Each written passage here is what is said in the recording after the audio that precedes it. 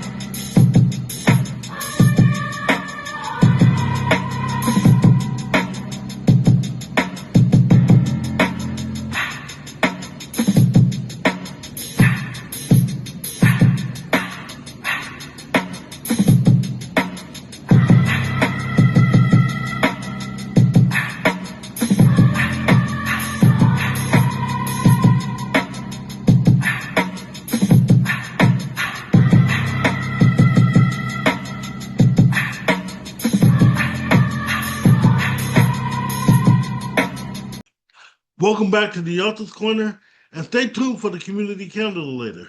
If you want to be on the mailing list for the community calendar, you can always email me at htcampbell3.com. It's on the bottom of the screen.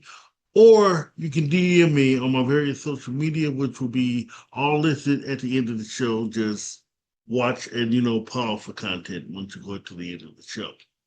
Now, without further ado, we kick off our first interview of 2026 with best-selling and award-winning author Tracy Wilson. Let's get to know her now. Welcome back to an all-new Author's Corner sponsored by Senior Living Today and the Author's Lens. And I have a good friend here today. Her name is author Tracy Wilson. We've been friends for a long time. I finally got her here in the Author's Corner. We're going to talk about her books. We're going to talk about life as an author. We're going to talk about a lot of things in general. So, how are you doing today, man? I'm doing good. I'm doing good so far. I still have works in progress, which I'm sure you're going to want to hear about because I take breaks and then I get an idea and I go look at some of the ideas that I have. Part of my process is that I will see something and I'll get an idea and I'll jot it down and then I'll save it in the computer. And then I will see a cover and I'll say, oh, this cover will go good with that idea I jotted down. And then I'll go back to the idea and then I will start the book. Yeah, I love that. I love that. I love that. And we're going to get into your process here in a minute too, because I love your process. We've talked about that a couple times in the past as well. First, I want to go back to the beginning, to where it all began. Where were you when you first started writing, and what inspired that? When I first started writing, I grew up in foster care, and writing was how I dealt with issues and challenges I was facing. I also enjoyed writing in school. So I excelled in writing. The teachers would give us a basic assignment, and I would want to give them a book. And sometimes they would say, well, this is not what I told you to do. So, for example, the teacher would ask for 5 sentences, and I would do a paragraph where I invented a scenario. And even though they enjoyed, they'd say, well, this is not what I asked you to do. But I enjoyed writing, so that's what I would do. And as I got older, I would critique things. I was able to predict endings to movies. I was able to predict endings to books. And I would always say, oh, I wouldn't have done it this way. I would have wrote it this way, or they should have did this, or they should have did that. And people just started saying to me, you should write a book. You should write a book because I had all these ideas. So I started my publishing company, Beautiful Publications. I started in 2014, but I believe it was between 2003 and 2005. I had another idea. I came out with a book and I was critiqued by Writer's Digest, but I was also critiqued by Michael Baisden. And he did a one-on-one with me, and I took his advice, and basically it was pretty much the same advice that Writer's Digest gave me. And I decided to scratch it and start all over. So I started all over, and that was when the first series, How Far Are You Willing to Go, was born. And that Perfect. series takes place in Westchester County, New York.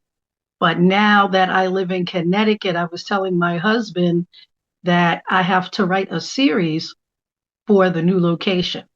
So that's where the Twisted series came from, which started with 5 books and ended up being 14 books. And I was sitting one day and I said, I should take my brothers and sisters and I'm going to write a series and I'm going to twist them up. And that's where the Twisted series came from. And that's why I actually really want to start. Um, Let me start with the very first series. Tell me a little bit about the Twisted series. Okay, the first series was How Far Are You Willing to Go? And that was the series that took place in Westchester County. And because I like my inspiration is Criminal Minds, Law and Order, FBI. So that's the kind of stuff I like. But I also like murder mystery. And one of the things I love about being an author is that because you're the one writing it. You can go wherever you want. And I love to go outside the box. I want to draw people in and have them go, oh, no, they didn't. Where you can't put the book down. And those were the kind of critiques I started getting. Like one woman told me that her daughter was saying, Mommy, Mommy, you burning the food because she did not want to stop reading my book. So that's what I want to do. And so the books are combination urban fiction, but they're also erotica, thrillers, suspense, fantasy, drama, and some paranormal. I Mm. was writing this stuff before I even knew. When I was writing, it was just fiction. And then this was before they broke into the street lit and and a lot of people are even asking me when I do events, they ask me, well, what's urban?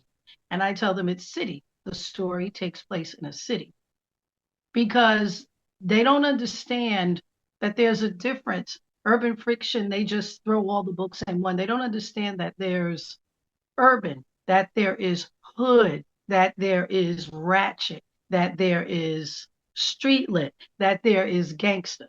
So when they hear I write urban fiction, they just assume that I write everything. But I mean, my urban fiction, thriller, suspense, fantasy, paranormal is also kind of crazy. So, I have a question dealing with that as well.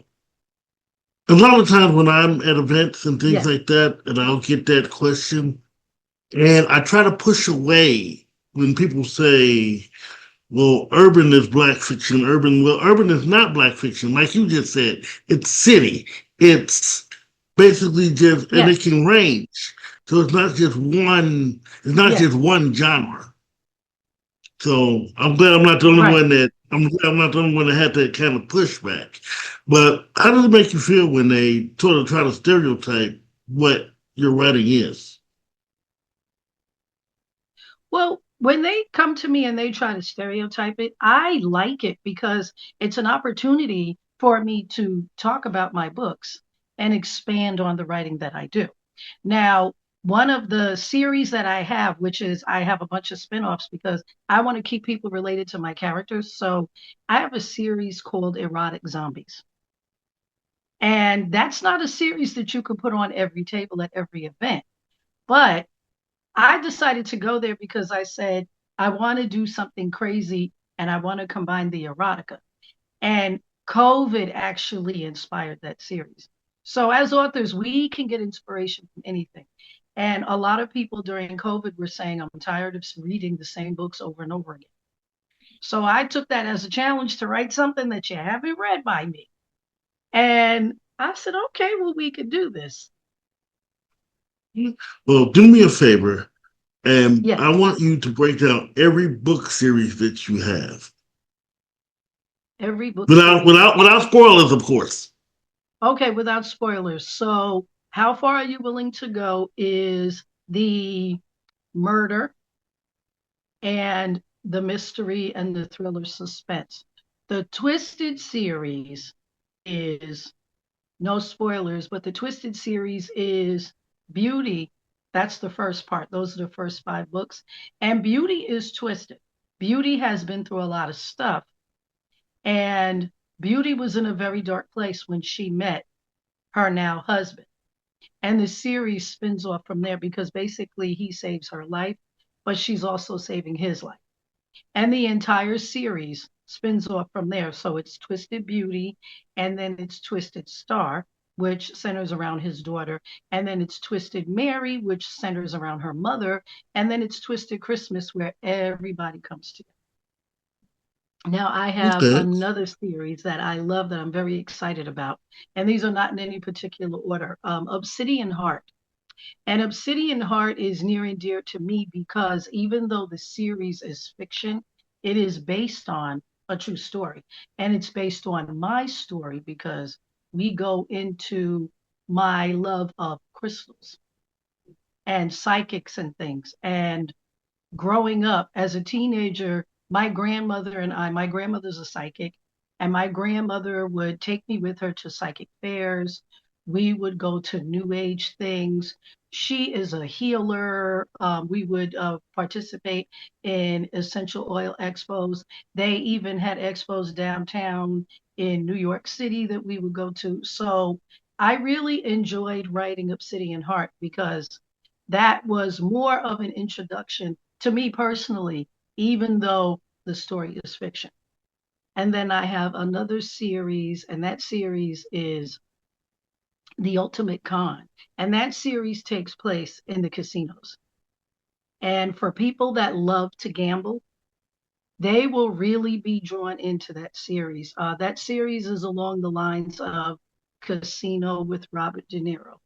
So if people who Mm. like those type of movies, I'm constantly pushing myself to do different things.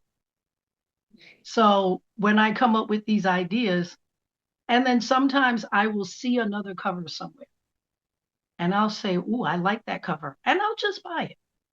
And then somewhere, maybe months from now, I will get an idea and I'll say, "Oh, you know what? That cover I have, I should write that story." Let's see, I what never about thought you? about that. Hmm. Just because see, uh, how can I put this? Ideas are always in my head. I'm sorry, I've got are always in my Okay. head. But I never thought of the idea of pre-buying covers that I like just so I can have them. I like that concept. So what made you decide to do that? I would just see covers and I would fall in love with them.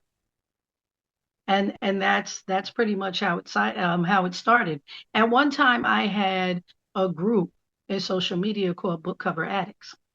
And there are a Yes. bunch of people that joined the group with me because they laughed and they said, basically, they were saying, yeah, me too. And we were sharing covers that we all had purchased. I got rid of the group and people left the group because what was happening is people were seeing other people's covers and stealing their ideas. Mm. So we stopped doing that. But I will give you another example. I I saw another cover that someone designed called the Book Fair. And as soon as I saw the cover, I said, "Oh, I'm buying that." And I already have the story for it. And I didn't even change the title. And I saw another cover recently that somebody did called Let Me Heal You. And I said, I like that cover. And I showed it to my husband, and he said, that cover is aligns with a lot of the books that you already have. So I started working on Like Father, Like Son. And these are the grown children from the Twisted series. So it's like 17 years later, here's what they're doing. And then the father, Beauty and her husband, they go through something traumatic and they have to deal with it. So I said, you know what?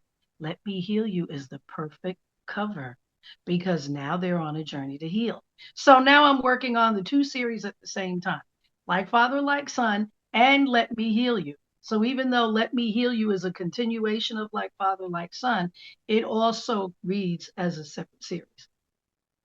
Okay. Well, now I want to stick go to the present. I want to talk about what are some of your current series that you're currently working on or that you have out already. Well, the two series that I'm working on are Like Father, Like Son, and Let Me Heal You. But the series that I have out already is How Far Are You Willing to Go? Murder is Just the Beginning. That's the subtitle. That series is out. The 14 book Twisted series is out. Obsidian Heart is out. Um, the Ultimate Con is out. And I also have some interesting singles that are out Hmm. because I also do standalones. Those are my standalones are kind of crazy. So So one of not the well. Oh no, go ahead, one go of ahead. the You good? standalones that I have out is Caught in the Middle. And Yeah. as you would probably guess, Caught in the Middle is about a woman that gets caught cheating on her husband. But when you get into the story and you find out why, that book was written for men because there are a lot of men that are going through some of the challenges that this guy went through when he found out his wife was cheating on him. So is it from the man's point of view of the cheating, or whose point of view is it? No, the wife was cheating on him, but the book talks about what the man was going through I when he got you, found got out you. she was cheating on him and why. Okay. So, and are you say these are the titles that you're working on? How soon are they to being done? Oh no, those titles are already out, and I also have Happy New Year is another series that I have out on Amazon. And His Worst Nightmare. That one is also completed. His Worst Nightmare was a challenge because it dealt with domestic violence.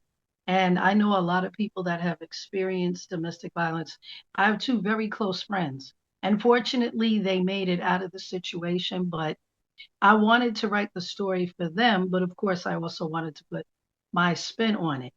At the time I was writing that series, my cover designer retired.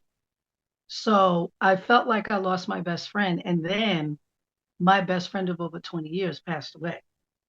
So I just took those two experiences and I used that pain to write His Worst Nightmare.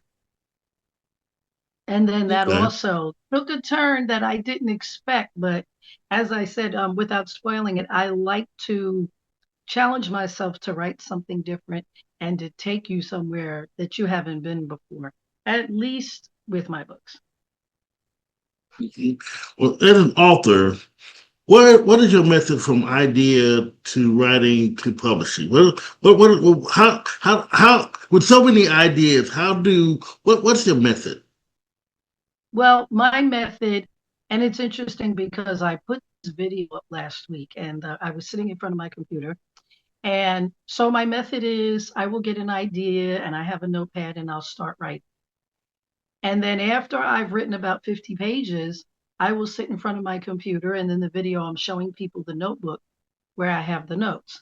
And then as I'm typing, each chapter I staple. And I don't shred it or anything. I just staple it and I pile it up.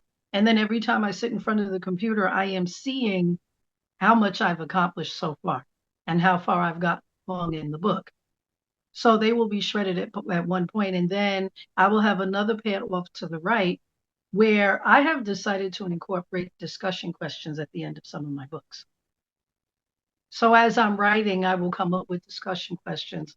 Now, I do this in Microsoft Word, and I have someone else that designs chapter headers for me. So I incorporate the chapter headers into the book. This person also formats them for me. But in addition to her formatting them for me, I also use Calibre, which is a free software. Now, once that is ready and I have proofed it and edited it, then I go to kdp.com, and that's Kindle Direct Publishing. And that is where I will upload my books. Now, I am not so great at the covers that I'm an expert. His First Nightmare was the first cover that I did on my own for the paperback. But that's where I will go and I will upload the paperback and the ebook. I would like to at some point incorporate hardcovers. I do have one book that's out, Conversations with My Characters, and I did that in hardcover. That's also an audio book and an ebook. I'd like to do more with that. I have taken my time doing audiobooks because of the erotic. So I haven't decided if I'm going to tone it down and do a rated PG version, or if I'm going to have other authors do it that have no problem doing the erotica on audio. So before I go to my next question, and this is just me and you talking, I think you should go with whatever direction you want to go to because you earned that right. But as many Thank books you. as you have and so many books that you have out, don't stop now because of any type of pressure. Then you continue on. So, Now, but that goes. what I, Go ahead. I'm sorry, what I have done with the how far are you willing to go? Murder is just the beginning. I do have that series rated PG, and I created that because my granddaughter said, "Grandma, can you write something I can read?" So I did that series rated PG. And when I do events, I will have both sets of books. So people who prefer things toned down have a choice, and people who like the spice have a choice. And I have decided to do the same thing with the 14 book series, the Twisted one, because I really do want to give people a choice. There are people who say, I want to support you, but your book's a little too spicy. So I also have those. Now, what I've also done, which I am very proud of, and I think this is very unique, I took my book covers and I created an oracle deck. And an oracle deck, what you will do is you will look at my book cover, and then on the back, there's a message for you, but it also gives you an idea of what the story's about. And the difference between that and a tarot is tarot people are standoffish and they really don't want to go with that. So I didn't want to do a tarot deck. And I've also brought those to events and I've had people come by the table and I have told them to just pick a card and then read what it says on the back. And most of the time, the message resonates with them. And that's only part one. Stay tuned for part two of this fun interview with author Tracy Wilson. We'll be right back.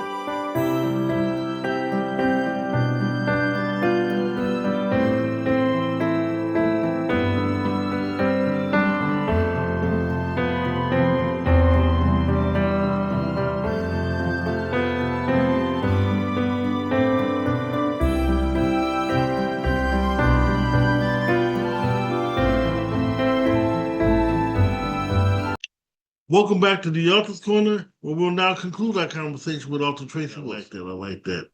So, your publishing company, is it for just you, or or do you publish other people as well? I'm only publishing myself because Okay. I chose to do that because I'm in my own head and I have all these ideas. And part of my process is, even though I love to read, I don't read while I'm working on my own projects because I don't want any other ideas to creep in. I will wait until I'm finished what I'm working on before I take a break and read a book by somebody else. I like your philosophy. Actually, I was asked the other day. In fact, I'm glad you brought that up. I was asked the other day in another interview. They asked me, how do I separate my editing from my writing when I'm editing others and from when I'm writing? And I actually have to tell them I can only do a couple of clients at a time in the middle, just for the simple fact of what you just mentioned, because it's like Yeah. I can only edit a couple of days for them, and I have to take a chunk of time for me when I write. So I do have Yeah. to separate the And that two. that is a skill. That's a skill that a lot of people don't have because I have talked to other authors that say, I don't read because they only want to focus on their books. Now, me personally, I think that's a mistake because how do you know what people want if you're not reading? And when I'm reading books, I look at the reviews. And if there aren't any reviews, I'm going to be the first one to write a review because you want to stay current and you want to be able to compete. This author world is fierce and you want to be able to compete. And everybody's trying to do the same thing that you're doing. They all want to come up with something different and they all want to pull readers. So I tried to my best to, when someone asks me, well, why should I buy your book? I want to have an answer because you won't get my story written my way from anybody else but me. I get a lot of people, and see, this is the reason why you and I resonate so well. I'll also get people that will actually newer writers and newer authors. They'll get people that'll say, "Well, that idea has been done," and I'm trying to tell them the idea has been done, but not your way.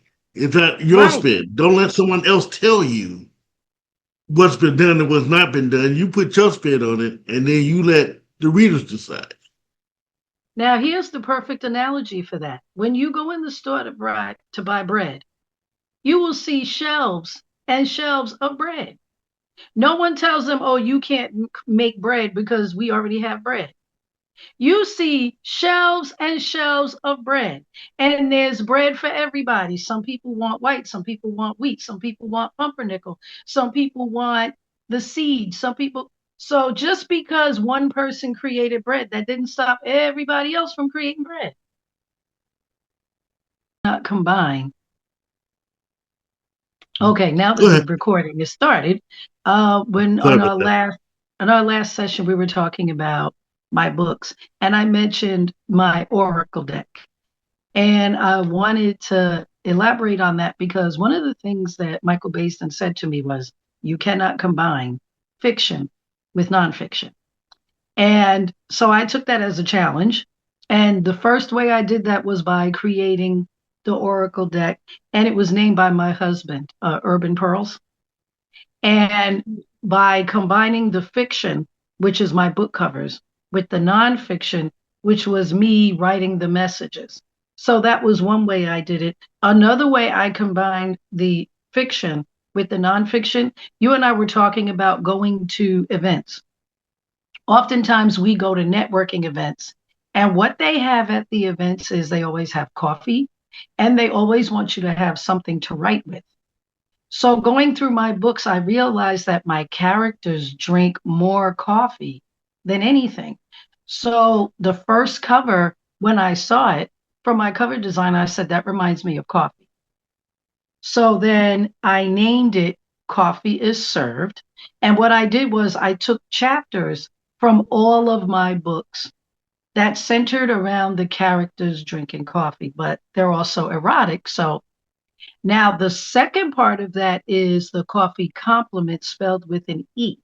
And the reason why compliment is spelled with an E is because compliment with an I is you look nice today.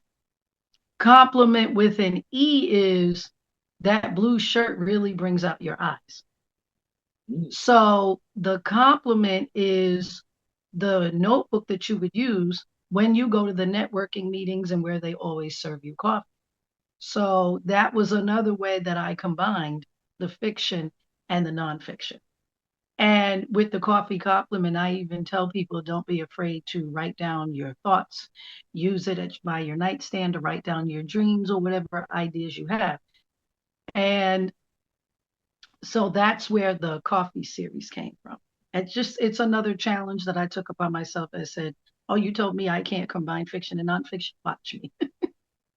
So I did. One thing you don't want to ever tell an author is what they can't do. Absolutely.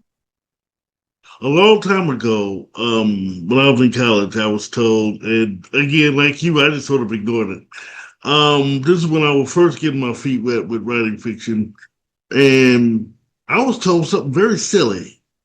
White writing fiction is bad move for a black man. This is before Eric Jerome, Dickey, and all of us came out with Right. that. It's like, Right. okay, if you say so, but I'm going to keep writing fiction. Right. And what about all of the movies that are, well, they say they're fiction, or they say any relations to, it's a coincidence. It's not. Yeah, right. They for Exactly. it's not they say that life imitates art, but it's not life imitating art. It is art imitating life. And even though you and I write fiction, there's a piece of us in every single book. So there's an Yeah. element of truth in every single book. I have a personal question kind of to ask you because actually you just hit kind of a nail on the head. How much of you are you in each of your series? 'Cause I know there's major pieces of me in every series that I write. I would say there's major pieces of me in every series. That's absolutely what I would say. There's major pieces of me in every series. And in His Worst Nightmare, which is already published, we went to a counselor that specialized in married couples. And that was a real challenge for me because I am writing myself as the counselor, counseling my characters. But I was able to draw from that because growing up in foster care, I spent many years in psychotherapy. So I just drew from that and it helped me write the counseling piece. So that's a prime example of a big piece of me in my books. Yeah, I love that. I love that. So with each of your series, how can we where will we actually start with your series? If we wanted to just start just getting to know you, what series would we start with and go on in order? If you wanted to go in order, I would start with how far are you willing to go? Murder is just the beginning. But if you're not into a series, and as some people say, I don't have time to read more than 200 pages, then you could start with conversations with my characters because I actually sit and have conversations with my characters and I tell you each book that the characters came from. So you'll get an introduction to me and you'll find out because there's going to be something in there that you will like. See, and as a character person, I love that because see, I would read that first before then I'll just go through all of your series because see, that actually helps me get to know you, get to know your characters, get to know what's going on with each story. So um, I'm gonna sway your head up a little bit. As I go and I read reviews, I read review after review after review for your books. You get a lot of reviews. You're a best-selling author. How does that feel? Well, every single time. I mean, I have been doing this, started my publishing company in 2014, but every single Oh, time. It, well, I don't mean to cut you off, but I meant to ask you in this sense too. With all the years you've been writing, because with every good review I get, or with every type of compliment I get, it still seems good. It seems still like I'm still brand new. So yeah, so after all this time, how does it still feel? Is actually what I'm really meaning to it ask. I'm sorry. feels. For me, it is very humbling. I am very appreciative. I am so grateful. And I thank God because out of the billions of authors, you chose me. You chose my book. And that was even how I felt when I was at an event and somebody asked me, how did it feel to be critiqued by Michael Baisden and have that one-on-one conversation? That's very humbling because this man is so successful. And he didn't have to give me the time of day, but he chose me out of all the people. We didn't have an appointment or anything. So every time someone, even if they decide the book is not for them, I'm humbled and honored that you saw something in me that made you say, you know what, I want to check her out. This might be something. I'm looking for something different. I am so grateful. I just want to continue to do that. That's if one person reads a book by me, then I'm successful. So, what's in the future for you, as far as projects go, or any expansion of any of your current series? Yes, I'm going to continue to expand. I have a lot of covers and a lot of ideas. So I'm going to continue writing those, but I also have beautiful compliments spelled with an E. And if you go on my website, everything that I have created spun off from the ideas in my books. So with the books, you can get coffee mugs, you can get t-shirts and some other things. And they all spun off. I had the idea. I saw somebody do one thing and I wound up creating over 1,000 different things that are all compliments from my books. One of the things I have that I put on the table at an event with his worst nightmare, I added a puzzle. And the reason why I added the puzzle is because with the story, his worst nightmare, everything falls apart and the marriage goes to pieces.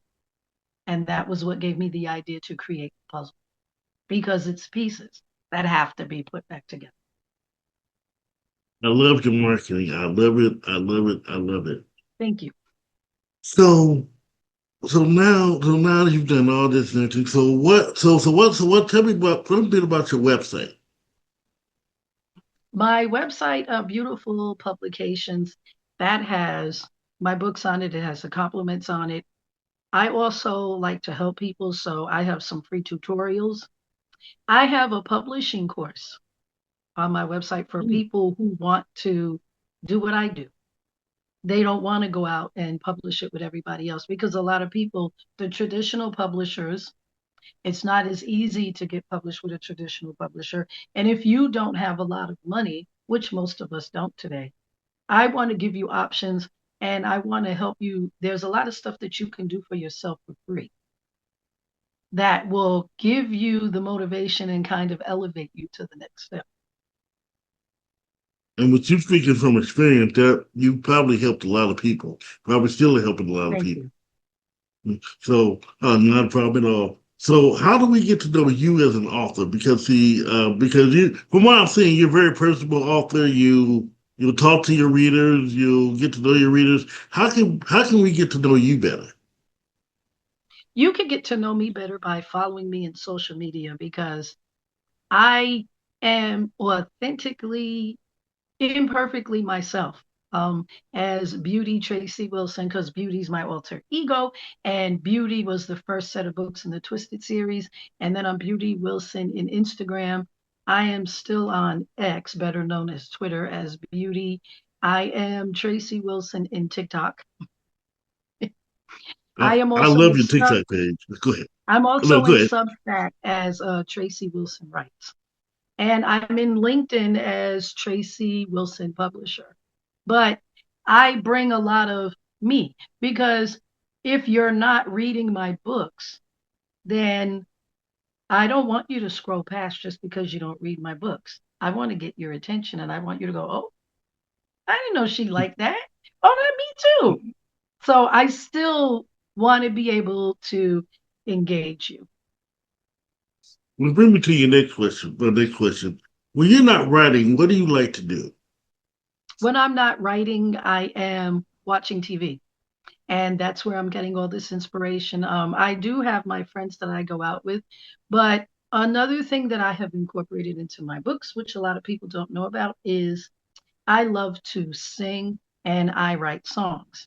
Now, I Mm. have a book of songs that I published on Amazon, Life in Joy and Pain, Life in the Key of Me, and I have the bulk of my songs in that book. I also was watching American Idol, and when they had their very first songwriting competition, I entered one of my songs in that competition. And I didn't win, but it's just the fact that I'm able to They're pretty exciting. say Mm. that I actually entered the competition. I also I was a tournament director in the MSN gaming zone, so I love spades, I love backgammon. These are some of the other things that I like to do. So I love that. Very well rounded. All right. I'm going to ask you a very impossible question. I ask all my authors this. Okay, Because you seem to have more kids than most as far as books go. okay. And you can actually name a group of kids if you want to. Of Mhm. all of your kids, which ones are your favorite? You can name the series, you can name the series, standalone, party series. What are some of your favorite children? Some of my favorite children is erotic zombies. And I will tell you why, because that series, I was able to bring you the erotica that I like, but I was also able to let my mind go nuts. And Mm. also in that series, there was a woman in Facebook, and before she passed away, her mother passed away. And she shared the story of seeing her mother outside her bedroom window for a while after her mother passed away. And I reached out to her and I asked her, I said, hey, listen, I'm working on this series and I would love to incorporate that into my book. And she allowed me to incorporate that into my book. And I also incorporated her husband and her kids. And I sent her a snippet before I published it just to make sure she was okay with what I was writing. And also, The Ultimate Con. A lot of you may be familiar with Arthur Snow. When I saw the cover, I sent it to her and I said, hey, listen, the woman on this cover reminds me of you. Would it be okay with you if I wrote this series and I made you and your husband the main characters? And she was so excited. Now, she's a well known author, but she said, sure, I don't care. And then she told her husband, and her husband said, oh my God, she's going to write a book about us. So they allowed me to incorporate them into the series. And that's so those are two of my favorites. And the third is Obsidian Heart, because that is about the crystals and things. And that will give you a better insight into me, because even though it's a fiction, it's based on my true story. And I talk about that introduction in the book. Okay. Awesome, awesome, awesome. Now I've got to kind of get a little bit serious for a second. What are some obstacles to your writing? What sort of obstacles do you run into with writing or publishing or the writing business in general? The the one of the obstacles that I have run into, like every other author, is writer's block. And I refer to writer's block as writer's break. When you come up against that obstacle, it's just a message for you to put the pen down and take a break, because it's going to come back to you. And if you try to force it, you're going to end up scribbling it out, tearing up the paper, and then getting more frustrated. So just take a break. And either that means don't write, maybe go watch a show on TV, maybe go outside, take a walk, or work on something else. It's going to pass and it's going to come back to you. Another struggle that I have that's challenging is when you have people in place to do things for you, like my cover designer, I retired. So now I have to stop doing what I normally do and find somebody else, because when you have people in place to do things for you and help you along, and then you don't have those people anymore, now you're the project manager, but you're also doing the jobs that other people did for you to make the process easier. I got you. Awesome, awesome. So now, I want to explore writer's block for just a second with you. Um, so when you get up, so basically you say just get up and just do something else, get it out of your head. I understand all that. But I'll tell you a quick personal story. Mm-hmm. I work with new authors, new writers, and they'll have writer's blocks, and they'll think it's the end of the world. I'll never write again. And I'm trying to explain to them what you just explained. Get up and do something else, and they'll say, "Well, it's not that easy." Yes, it does, because all you have to do is forget you're a writer for a second. Now, I'm not sure if I'm telling them right, but just even forget about this. Seriously, you've got other hobbies. Go for a drive. Go, you know, Yes. go watch TV. Go to the movies, do something fun. I mean, if you don't want to do something fun, it's like for me personally, when I'm stressed, I like to clean. So I'm basically cleaning up my Right. office and rearranging my office and things like that. So how hard is it to convince someone that they have to get up and do something else and not just sit there and obsess over a blank piece of paper? Sometimes it can be very difficult when people they don't want to hear you. And you are coming from a place of experience. So then instead of realizing that you're coming from a place of experience and you've also actually been there, they are, you can't tell me anything, you don't know what you're talking about. And that is the exact opposite. You, I tell people all the time, you have to change your mindset. Like for me, writer's block is writer's break. And then sometimes people will say to me, well, I don't know how to write a book. And I tell them, you pick up the pen and you pick up the paper and you start writing. Because as soon as you start worrying about the other things, I don't know how to format. I don't know how to punctuate. I don't know how to spell. What if this isn't a good idea? What if people don't? All of that is part of your writer's block. You got to step out from that and you have to get to the point where you say, you know what? I'm just going to write this. To me, I tell people the worst book that you have ever written is your best book because it's going to teach you. You're only going to get better from that. You are only going to get better from that. I like the philosophy. I definitely like the philosophy. So now that we got to the things that they kind of block you from writing, what do you what this is gonna be kind of the same but a different question. I know a lot of things you love about writing, but what don't you like about the writing process? I have never been asked that before. What I don't like, one thing I don't like is when I am in the zone and I'm ready to create and I get interrupted. That's one thing I don't like. I will tell you that. And I'll give you an example. And I even put this in one of my books. One day I was writing and I put in Facebook on my status, busy writing. And my aunt calls me and she says, what are you doing? I said, I'm writing. And she says, oh, yeah, I saw that in Facebook. You said that.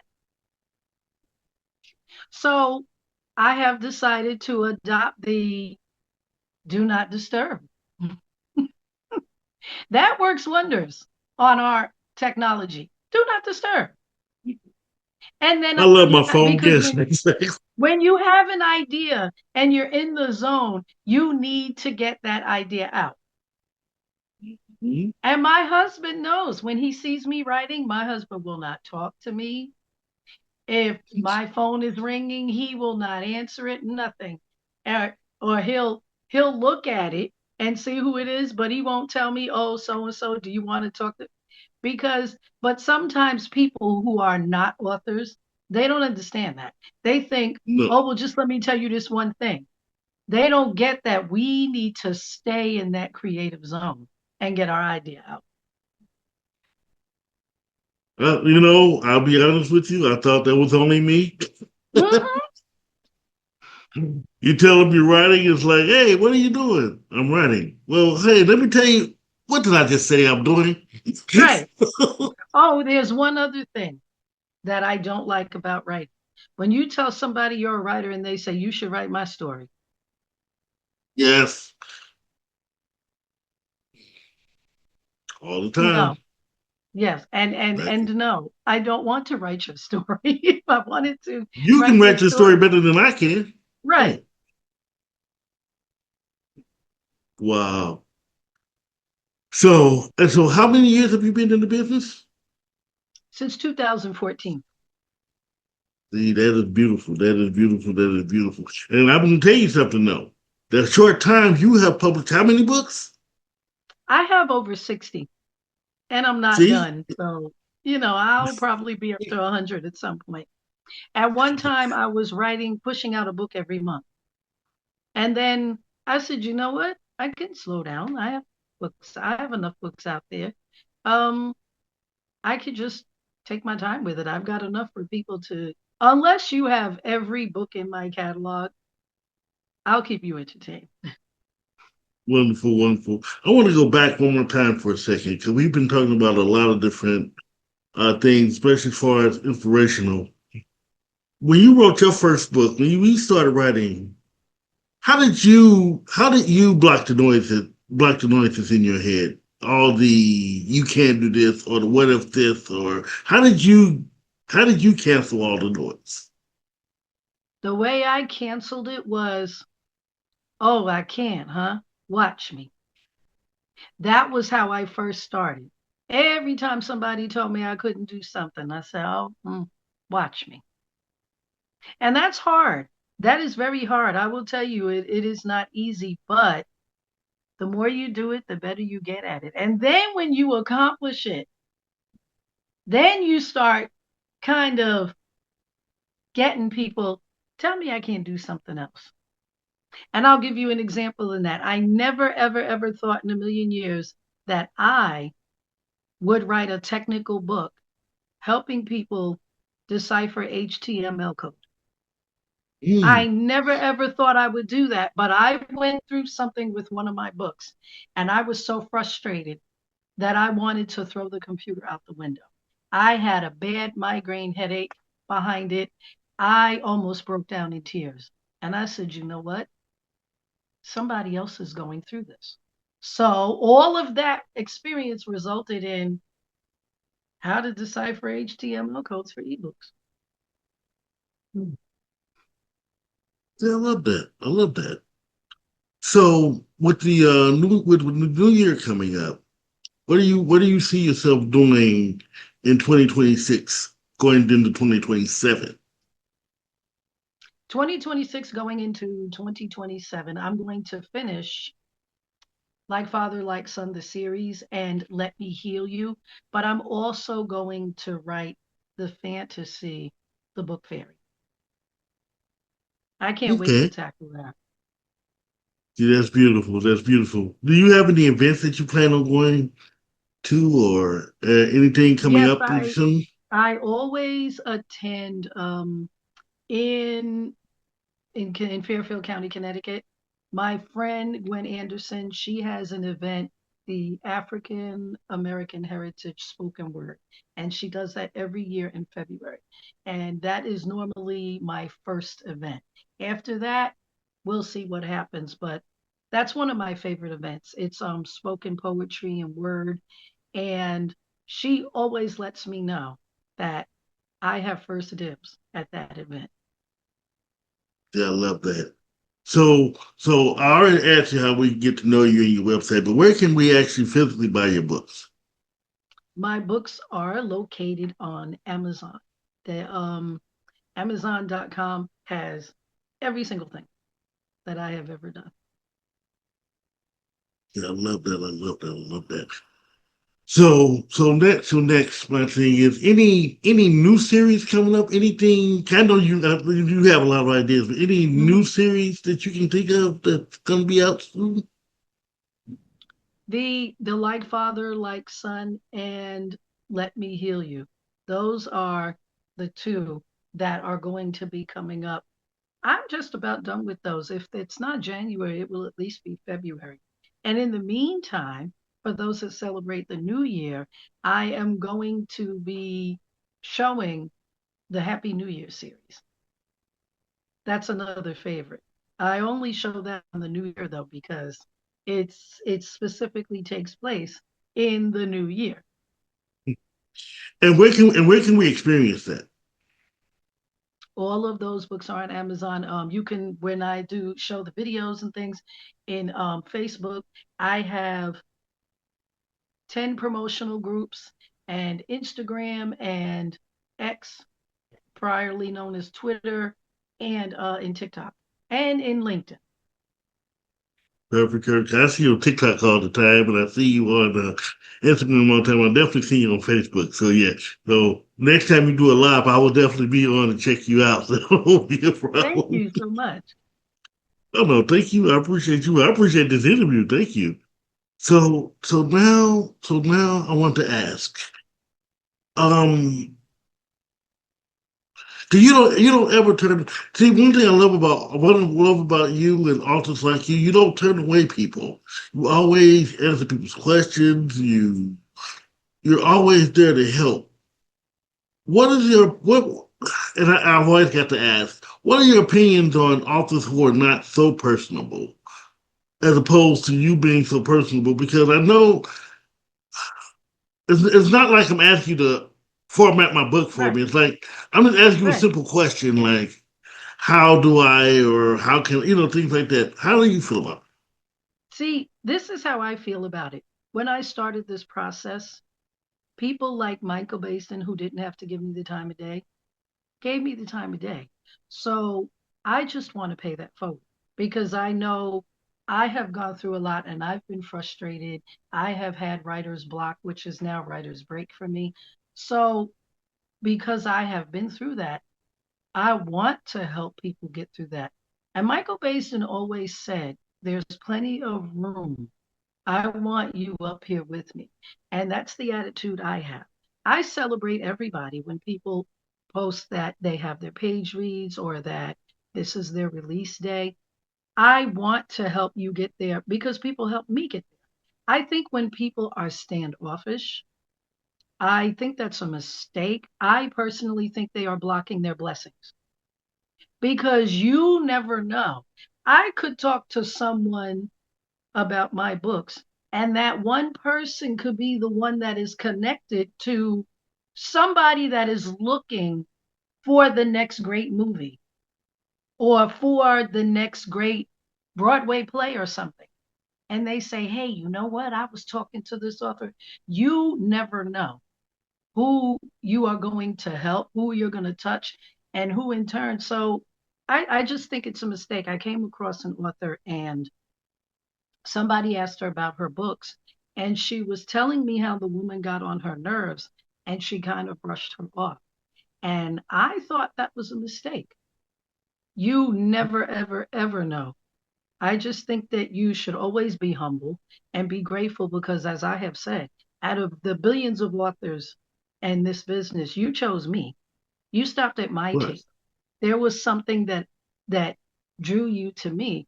So I, at the very least, want to acknowledge you and give you a conversation.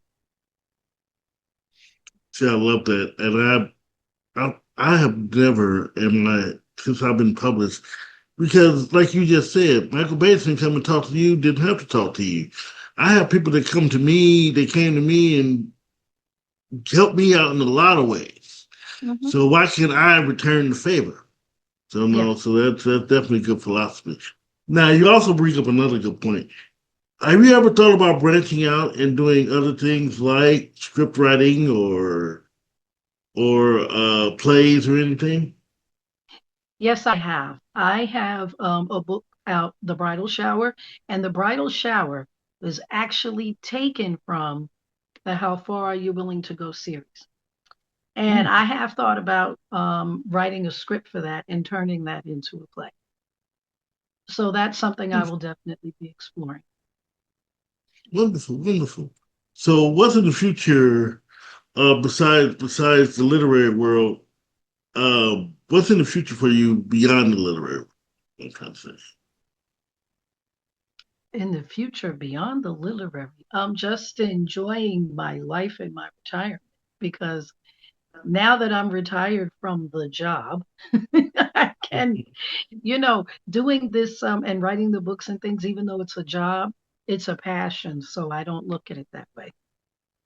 So I can Yeah, devote well, more time to it. I can write at 2 o'clock in the morning if I want because I don't have to worry about, oh, I got to get some sleep. I got to get up at 5 o'clock and get ready for work. yeah, that's beautiful. That's beautiful. That's beautiful. So now comes the portion of the show where Okay. I often give my author the final word. You can give shout outs, you can give advice. We've been giving advice all the time. You give whatever you want to because it's your final word. The floor is yours. However long you want. Oh, my final thoughts. Final thoughts from author Tracy Wilson. Okay, so I want to talk to authors that are struggling. And what I want to do is I want to encourage you to hang in there. I want to let you know that your worst book is your best book because you are going to learn everything you need. And what makes you a successful author is writing that book. And I also want to remind you, you can't fix what isn't written.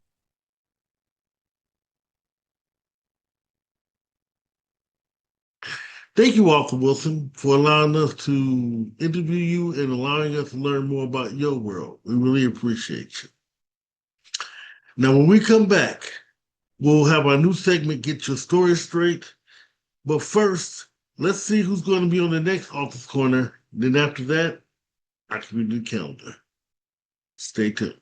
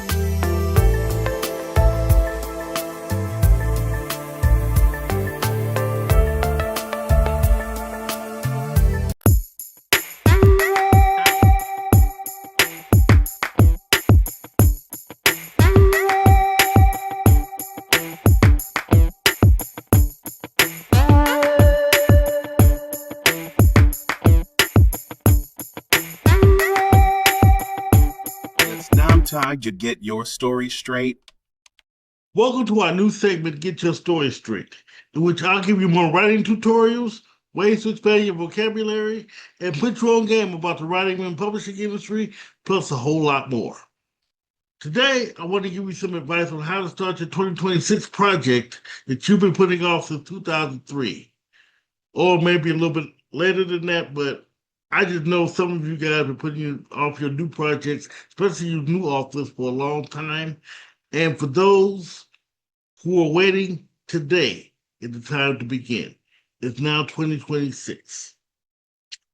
Having a ton of projects I've been working on myself, I've been having to give myself the same advice because we as authors sometimes fall off ourselves and we need to hear the same advice in order to get our next projects out there.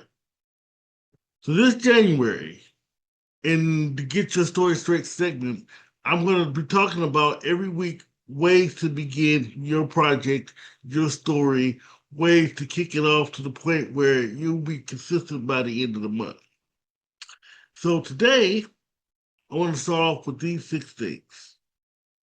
Number 1, choose your tool and stay consistent with it. That tool can either be a notebook and a pen, a journal and a pen, a PC, a laptop, or a tablet. Anything that you can use to start your story consistently. It has to be something that you're comfortable with.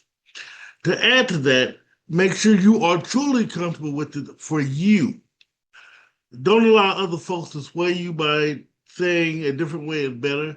Well, you're in this notebook, but it's quicker with a PC or laptop or quicker with a tablet. Well, if you're comfortable with notebook and pen or journal and a pen, go ahead. Use that. Don't let anyone sway you, because letting someone sway you will not only take you out of your comfort zone, it will allow you to stop. Which now brings me to number 2. Number 2, keep your business and your book projects to yourself.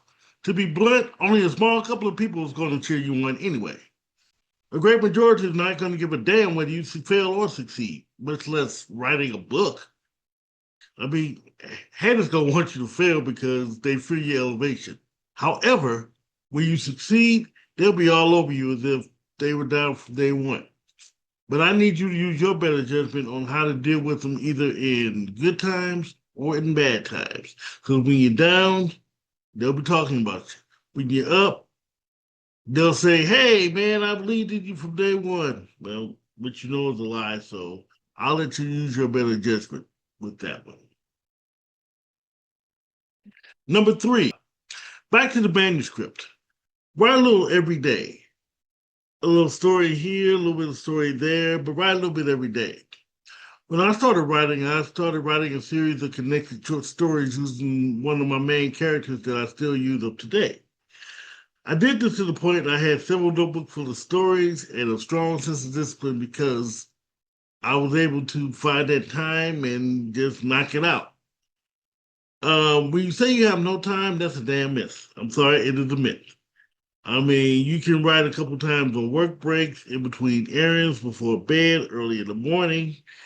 I mean, you can always find the time, even if it's a 5-minute writing jump, even if it's a 10-minute writing jump, because those writing jumps are going to increase as you learn to make more time for yourself. When I first started writing, I was in 7th grade, and I wrote between classes and recesses or trips. I mean, when I started working, I did it on breaks, at lunch, on the bus, just where I can find a few minutes, up to the point where I actually could now find blocks of time to myself to write, because I was disciplined to say, okay, well, I can write this block before bed. I can write this block in the morning. I can write this block like while I'm on my work break, so forth and so forth. And it's up to you to decide what time is important to you, but you sort of get the drift of writing a little bit to the point where you can actually find your own time to stay disciplined. Number 4, and this is where a lot of new authors and new writers get tripped up. Do not worry about getting it right the first time. Just right. This is a common mistake beginning writers make. We write, and in fact, I'm going to say some season authors sometimes still make that mistake because we want it to be perfect, in which it's not going to be perfect the first time anyway. But we write, and for some strange reason, we decide in our head a bunch of trash thinking. It's like, it doesn't look or sound right. Who's going to read this? Why am I wasting my time? I'm not a damn writer. You've got to get those negativities out of your head. You've got to. Because what's going to happen is you're going to stop. You're going to absolutely, biggest thing about talking to yourself is answering yourself. You can talk to yourself all day, but when you start answering yourself, that's the problem. So when you tell yourself you're a trash writer, nobody's going to buy this and all that, you are going to stop. Nope, we're not going to do that. For example, I'm just going to let you know about Stephen King, one of my favorite authors. Just know that Carrie, his first bestseller, he threw it in the trash. He thought it was awful. He thought it nobody would buy it. His wife fished it out of the trash and turned it into a publishing company. That turned into a streak of bestsellers. You fans of Welcome to Derry, you should know that the entertainment you're enjoying is because an author's wife stopped her husband from quitting before he even started. So get those thoughts out of your head. Quit trying to be perfect. Quit trying to get it right the first time. That's what editors are for. That's what proofreaders are for. And we'll get to that later this month about all that. So we'll get to that here soon. Number 5. Don't worry about what other authors and writers are doing. And we talked about this during the interview with Tracy Wilson. There's going to be a chance that a romance, mystery, urban fiction piece idea is going to be similar to yours and it's going to already be published. However, their story is published, not yours. Your story has your own spin. So basically, you need to still write and publish that piece that's yours. In my early days as an author, I allowed folks to assist me in breaking both number 2 and number 5 rule. This rule and back on the number 2.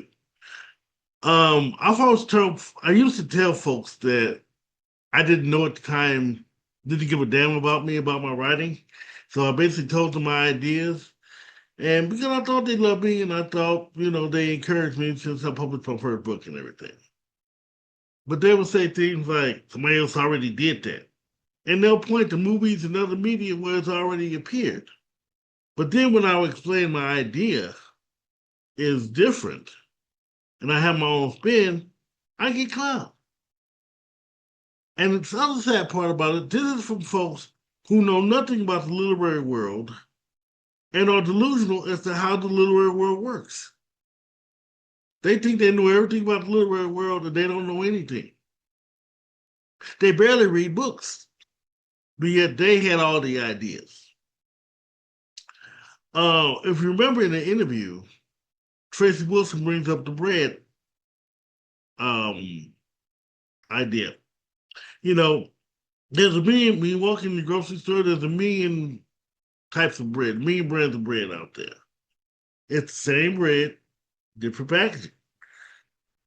I mean, do you think bakeries out there worrying about whether one person's bread is different from the other? Do you think Wonder worries about bunny bread?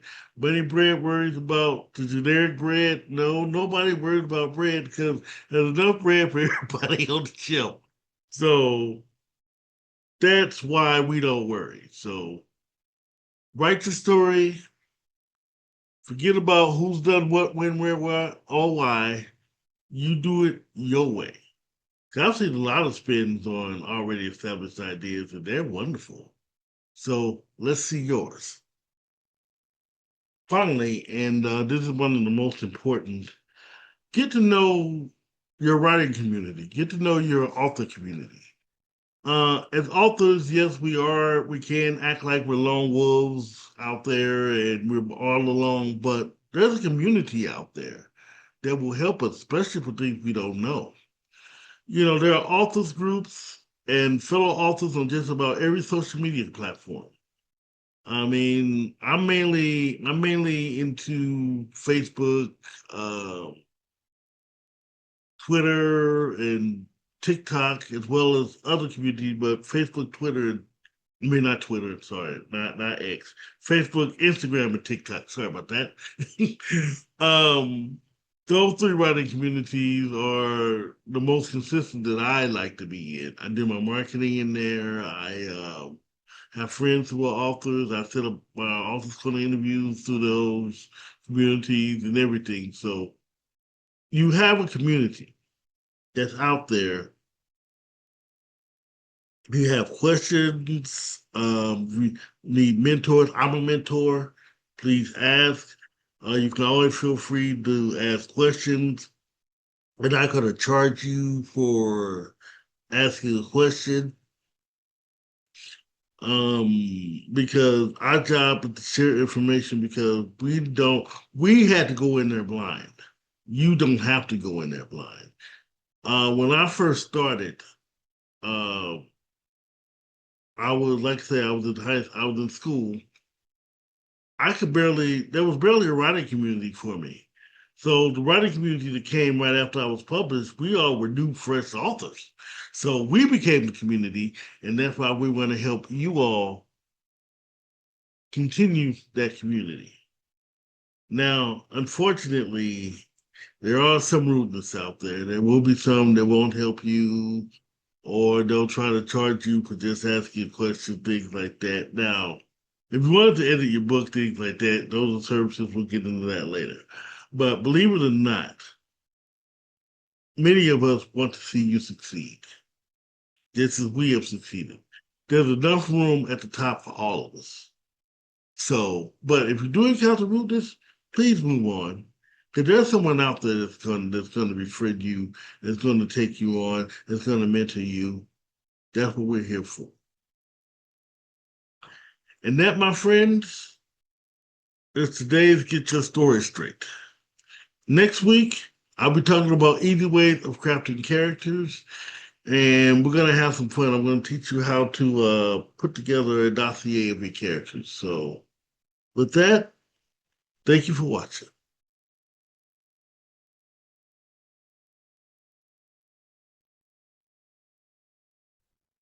I hope you enjoyed the Get Your Story Straight segment. There's going to be plenty of those. We're going to have, again, like I said, we're going to have writing tutorials. We're going to have vocabulary. We're going to have a whole lot of different things to help you, the writer, you, the author. So stay tuned for that. But that's it for the Author's Corner. Happy New Year once again. Stay tuned for more, and we're going to have fun in 2026. As always, let your writing fuel your spirit. But God bless you. See you soon.